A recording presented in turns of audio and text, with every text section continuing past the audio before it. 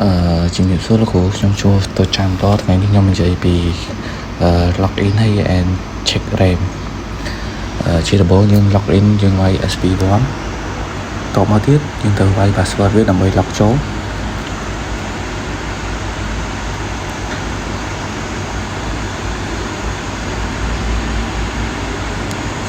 ចឹងឡើយនេះយើងត្រូវវាយ free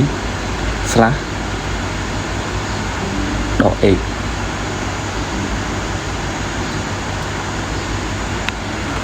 ចឹងវាលោតតន័យរបស់យើងបន្តមកទៀតយើងវាយ df .x ដល់ពេលវាលោតចេញតន័យរបស់យើងមកហើយ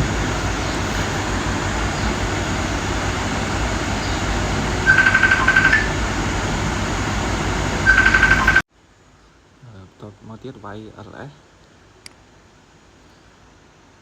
ពេលវាចេញតន័យហើយយើងត្រូវវាយfree .x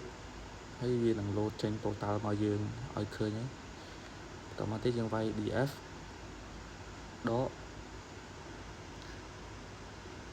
.h ហើយវានឹងលោតចេញតន័យរបស់យើងដែលយើងបានទៅសេ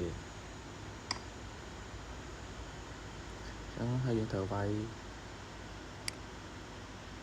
lscp វាស្ថានដាក់ not found ទៀត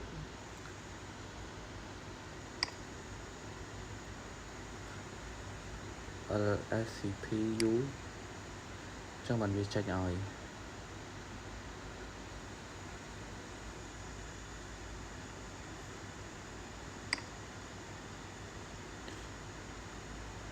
ទៅមកទៀតយើងដាក់ host